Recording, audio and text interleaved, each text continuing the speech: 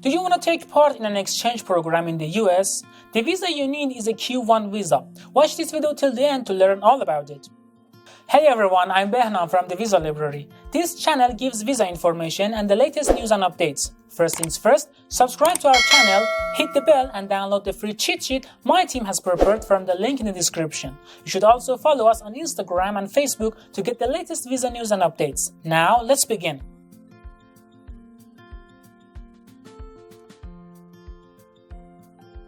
There are two non-immigrant visas for people who want to take part in exchange programs in the US, the J1 visa and Q1 visa. Are you asking what are the differences? The J1 exchange visa is for educational and cultural exchange programs designed by the Department of State. But the Q1 visa is for participation in certain international cultural exchange programs designed by the Department of Homeland Security. The Visa Library team has already prepared a video about the J1 visa. You can watch it on our channel or read more about it on our website. You mustn't confuse the Q1 visa with the Q2 Walsh program visa. The Q2 visa allows 4,000 residents of the Republic of Ireland and Northern Ireland to spend 36 months training and working in the US. Back to our discussion. You may be qualified for a Q1 visa if you want to participate in an international cultural exchange program approved by the Homeland Security. The visa is for the purpose of providing practical training and employment. It's for sharing your home country's history, culture, and traditions with the US. There is no cap or limit to the US Q1 visa. So if you're able to find a cultural exchange program willing to hire you in the US and you fulfill the eligibility criteria, then you can get the visa without any problem. Are you wondering what the eligibility principles are? Here they are. Number 1, you must be at least 18 years old.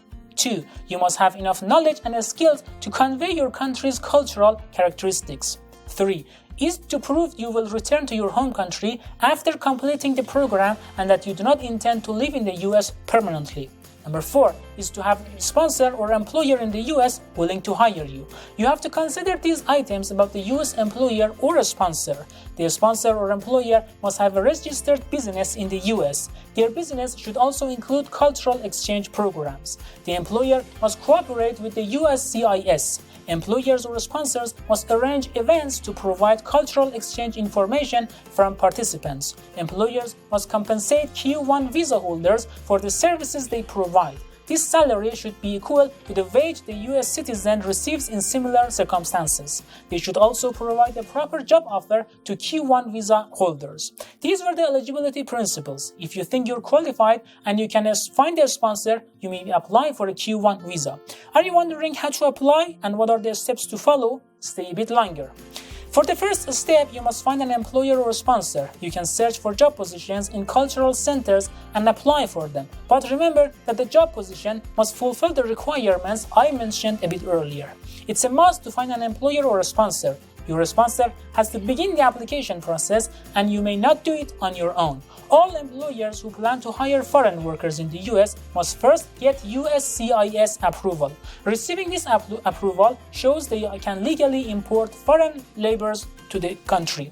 To receive this approval, employers must first submit Form I-129 Petition for Non-Immigrant Workers to the USCIS. You can find the link in the description. They also have to pay $460 and provide these documents to USCIS along with Form I-129. The cultural exchange program in their business through promotional items. Promotional items can include catalogs and brochures. 2. Financial ability proof to pay salary to the visa applicant. The documents could be financial statements, business tax form, and previous payments in the same position. 3. Details of the cultural program, activities and locations. 4. The eligibility of applicant in terms of age and education must be proven. 5. The employer must also submit evidence that the program activities take place in a school, museum, business, or other establishments where the American public sharing a common cultural interest is exposed to aspects of foreign culture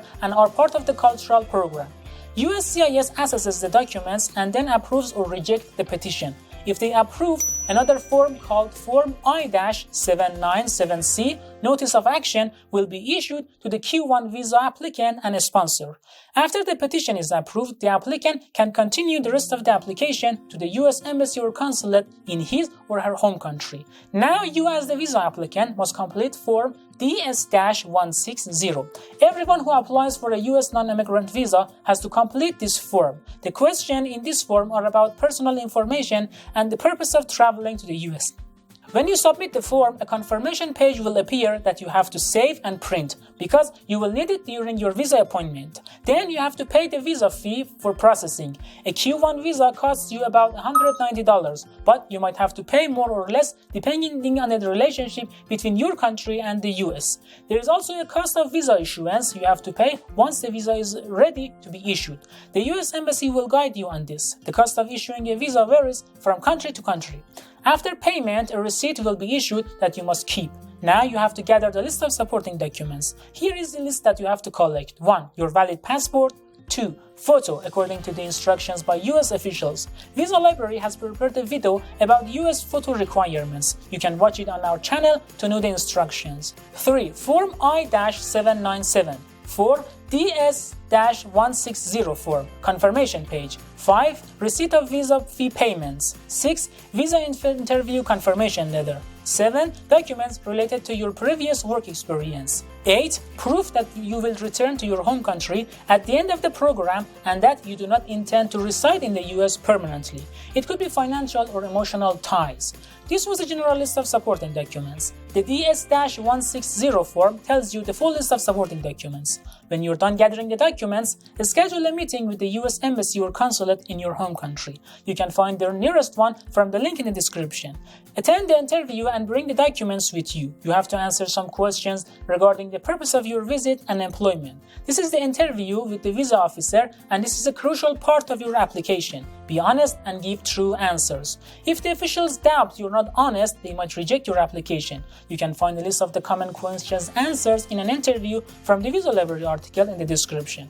After you're done with the embassy, wait for visa processing. The processing time can be 15 days to 3 months. In general, the visa processing time depends on the embassy workload. If your visa is rejected, the embassy sends you a letter and explains the reason. You can remove the obstacles and apply again. If your visa is approved, the embassy will inform you to get the visa label. When you get the visa stick, you can move to the US and begin your work. The maximum validity of Q1 visa is up to 15 months, but you will receive a visa valid for less time. If you get a visa valid for 9 months, you can extend it for another 6 months, not longer. After staying in the US for 15 months, you have to return to your home country and there is no way to extend it.